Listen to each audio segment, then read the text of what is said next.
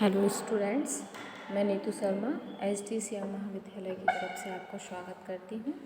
आज हम पढ़ने जा रहे हैं BSc फर्स्ट सेमेस्टर का जो बॉटनी में आपका टॉपिक है economic important of fungi. Fungi के बारे में हमने चर्चा कर चुके हैं ऑलमोस्ट। आज हम इसके इकोनॉमिक इम्पोर्टेंस को समझेंगे, मतलब इसके आर्थिक महत्व क्या है। फंजाई के जो है वो आर्थिक महत्व क्या है, ठीक है। तो इनके बारे में आज हम चर्चा करेंगे। तो फंजाई जो है उसके आर्थिक महत्व दो प्रकार के होते हैं। फर्स्ट तो आपका देख सकते हैं आप यूज़फुल एक्टिविटीज़, मतलब यूज़फुल जो फंजाई है वो हमारे यूज़ के काम आ सकती है, मतलब यूज़फुल है हमारे लिए, ठीक है। और दूसरा आपका है आपका हार्मफुल एक्टिविटीज़। हार्मफुल एक्टिविटीज़ में हम क्या जानेंगे कि हमारे लिए किस प्रकार से नुकसानदायक है, ठीक है। तो जो यदि हम इकोनॉमिक इम्पोर्टेंस की बात करें तो फंजाई घनिष्ठ संबंध मनुष्यों, जानवरों तथा पौधों से होता है। जो फंजाई का जो संबंध है वो किस किस से आपका जानवर, चाहे वो जानवर हो, चाहे वो मनुष्य है, चाहे वो पेड़ पौधे हों, उनसे सबसे घनिष्ठ संबंध होता है फंजाई का, ठीक है। और फंजाई जो है अनेक प्रकार के हमारे जीवन को प्रभावित करती है। अनेक प्रकार से हमारे जीवन को क्या करती है, प्रभावित करती है। कुछ फंजाई अत्यधिक लाभप्रद होती हैं, किंतु कुछ फंजाई हानिकारक क्रियाएं भी प्रस्तुत करती हैं। कुछ फंजाई तो हमारे जीवन के लिए आवश्यक है और वो हमारे लिए महत्वपूर्ण है, लाभदायक है, लेकिन कुछ फंजाई ऐसी होती हैं जिनको हम जो हमारे लिए नुकसानदायक हैं, ठीक है। अतः इनके आर्थिक महत्व का अध्ययन दो शीर्षकों में हम कर सकते हैं। जैसा कि मैंने बताया आपको, इनका अध्ययन हम दो शीर्षकों में कर सकते हैं। फर्स्ट तो आपका यूज़फुल एक्टिविटी क्या है और सेकंड आपका हार्मफुल एक्टिविटी क्या है। फंजाई की एक तो ऐसी फंजाई जो हमें लाभप्रद होती हैं, हमें लाभ पहुंचाती हैं, और कई ऐसी फंजाई होती हैं जो हमें हानि पहुंचाती हैं। तो सबसे पहले हम उनके यूज़फुल एक्टिविटीज़ को देखेंगे कि वो हमारे लिए किस प्रकार उपयोगी है, किस प्रकार लाभदायक है। तो सबसे पहला जो है फंजाई एज अ फूड। कई फंजाई ऐसे हैं, कई कवक ऐसे हैं जिनका उपयोग हम किसके रूप में करते हैं, अपने भोजन के रूप में करते हैं। तो अनेक प्रकार के फंगस जैसे एगेरिकस है आपका, कैम्पेस्ट्रस है, मार्सेला है ना। ये इस प्रकार की फंजाई हैं, ये ऐसी फंजाई हैं जिनका उपयोग हम क्या करते हैं, अपने भोजन के रूप में, अपने खाने के रूप में इनका उपयोग करते हैं, ठीक है। जो आपका सैक्रोमाइसस होता है उसका उपयोग हम किस में करते हैं, डबल रोटी बनाने के लिए इसका उपयोग हम करते हैं। इसके अतिरिक्त जैसे कि आपका मशरूम है, उसका उपयोग भी हम कई प्रकार के, आजकल जो आपकी फास्ट फूड रहती हैं या कई प्रकार के आपकी जो चाइनीज़ फूड रहती हैं उनमें भी हम मशरूम का बहुत अधिक मात्रा में उपयोग करते हैं। क्योंकि मशरूम न केवल हम सब्ज़ी के रूप में उपयोग करते हैं बल्कि कई चीज़ों में उपयोग करते हैं, और ये बहुत ही मतलब भोजन के रूप में आपका एक बहुत ही स्ट्रॉन्ग तत्व होता है, ठीक है। दूसरा यदि हम बात करें decomposition of organic waste product. Decomposition मतलब ये अपघटन करता है किसका, ऑर्गेनिक वेस्ट प्रोडक्ट का। जितने भी ऑर्गेनिक वेस्ट प्रोडक्ट रहते हैं उनका क्या करता है, ये अपघटन करता है। जैसे कि कार्बनिक उत्सर्जी पदार्थों का अपघटन, इसका मतलब क्या हुआ, कार्बनिक उत्सर्जी पदार्थों का अपघटन। तो अनेक प्रकार के कवक, जो आपके अनेक प्रकार की ऐसी फंजाई हैं जो क्या करती हैं, मृतोपजीवियों की भांति जीवन व्यतीत करते हैं, जो सड़े गले पदार्थों पर पाए जाते हैं। ये कवक इन पदार्थों का विघटन करके साधारण पदार्थों में बदल देते हैं।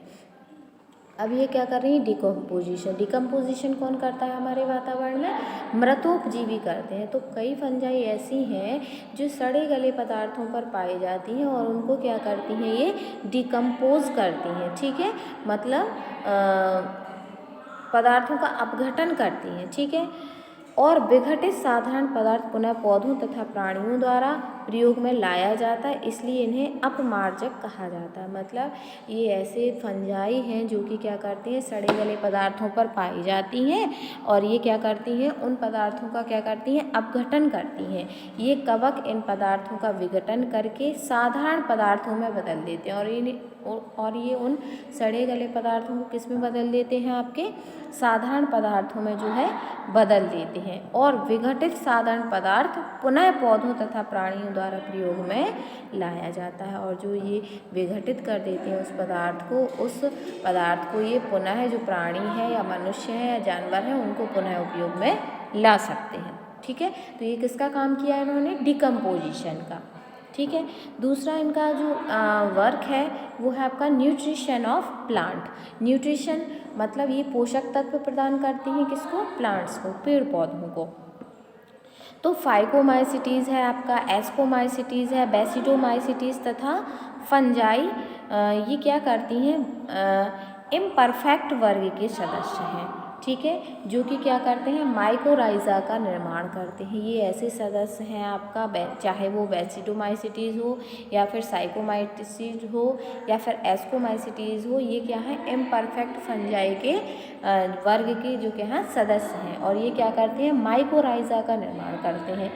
इन सदस्यों की मुख्य भूमिका साइकस, पाइनस, बैटुला जैसे वृक्षों के पोषण में महत्वपूर्ण मानी जाती है। और जो ये पौधे हैं इनकी जो भूमिका है वो किसमें इनकी भूमिका महत्वपूर्ण मानी जाती है? जैसे कि आपका साइकस हो गया, पाइनस हो गया, इनमें इनकी जो वृक्षों की भूमिका है, वृक्षों के पोषण में ये महत्वपूर्ण भूमिका अदा करते हैं अपनी। नेक्स्ट आपका है यूज़ इन इंडस्ट्रीज़, मतलब जो कवक है, जो फंजाई है, उसका उपयोग हम एज अ इंडस्ट्रीज़ के रूप में कैसे करते हैं? एज अ कारखानों में हम इसका उपयोग क्या उपयोग करते हैं? ठीक है, तो फंगस द्वारा अनेक प्रकार के महत्वपूर्ण कार्बनिक पदार्थ एवं अम्ल प्राप्त किए जाते हैं। जो हमारा फंजाई है, फंगस है, कवक है, उसके द्वारा ऐसे कई पदार्थ मतलब जो आपके कार्बनिक पदार्थ जो है या अम्ल, एसिड, कई प्रकार के एसिड और कार्बनिक पदार्थ जो है फंजाई से प्राप्त किए जाते हैं। जैसे कि कौन कौन से आपका गैलिक एसिड हो गया, ग्लूकोनिक एसिड हो गया, कोजोइक हो गया, है ना, ईस्ट हो गया, इन्वर्टेज हो गया, ये सब एसिड जो हैं या कार्बनिक पदार्थ जो हैं ये किससे हमें प्राप्त होते हैं? फंजाई से, कवक से। नेक्स्ट आपका है सिंथेसिस ऑफ एंजाइम। एंजाइम का जो सिंथेसिस है, सिंथेसिस में एंजाइम के सिंथेसिस में ये किस प्रकार की भूमिका निभाते हैं? तो आपका जो इन्वर्टेज है या एस्परजिलस है वो क्या करता है? एमाइलेज, पेनिसिलियम, गैलिकम से पैक्टिनेज नामक एंजाइम प्राप्त होते हैं। इनसे हमें किस प्रकार के एंजाइम प्राप्त होते हैं? पैक्टिनेज नामक एंजाइम जो है वो प्राप्त होते हैं। किससे? कवक से। फंजाई से हमें कौन कौन से एंजाइम प्राप्त होते हैं? Aspergillus, oryzae and amylase, Penicillium, glaucum से हमें कौन से? पैक्टिनेज एंजाइम जो है हमें प्राप्त होते हैं। नेक्स्ट यदि हम इनके इम्पोर्टेंस की बात करें, इकोनॉमिक इम्पोर्टेंस की बात करें, तो वो है आपका use in plastic industries.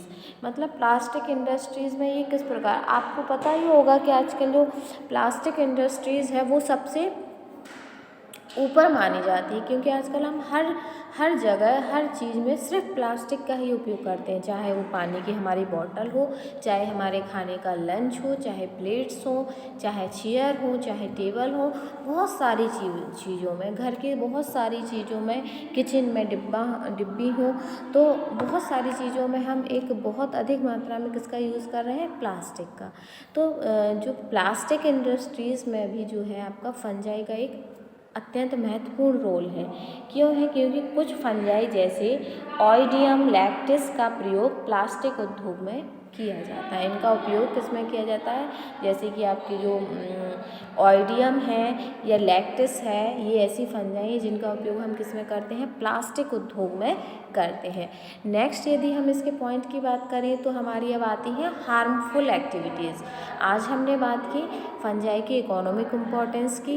Economic importance में हमने दो प्रकार से उसको विभाजित किया इकोनॉमिक इम्पोर्टेंस को, एक तो यूज़फुल एक्टिविटीज़ और दूसरा हमने उसके बारे में पढ़ा हार्मफुल एक्टिविटीज़।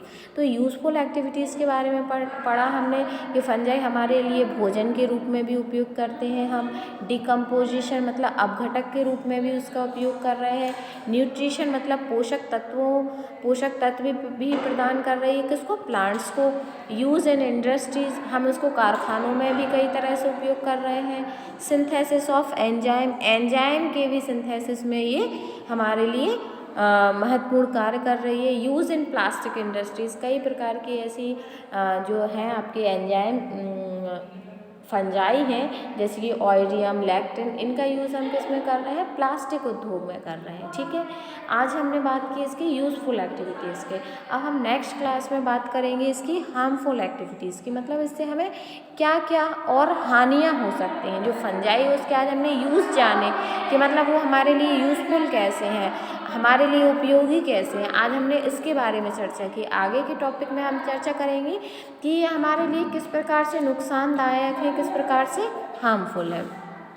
जब भी आप क्लास अटेंड करें या जब भी आप यूट्यूब पे इसका वीडियो देखें तो अपना पेन कॉपी लेके ज़रूर बैठें, ताकि आप मैं जो भी बोल रही हूँ उसको आप नोट डाउन करते जाएं। ठीक है, तभी आपके प्रॉपर नोट्स बनेंगे, तभी आप उनसे प्रॉपर ऐसे स्टडी कर सकते हैं। ठीक है, बहुत सारे पॉइंट्स मैंने बताए, उनको आप याद तो नहीं रख सकते, इसलिए आप लोग अपना पेन कॉपी लेके साथ में बैठें, ताकि जो भी पॉइंट्स मैं आपको बोल रही हूँ उनको आप नोट डाउन करते जाएं। ठीक है, तो आज की क्लास में हम इतना ही पढ़ेंगे। आगे की क्लास हम जब भी कंटिन्यू करेंगे तब आपको हार्मफुल एक्टिविटीज़ के बारे में हम चर्चा करेंगे। ठीक है, आज के लिए इतना ही। Thank you.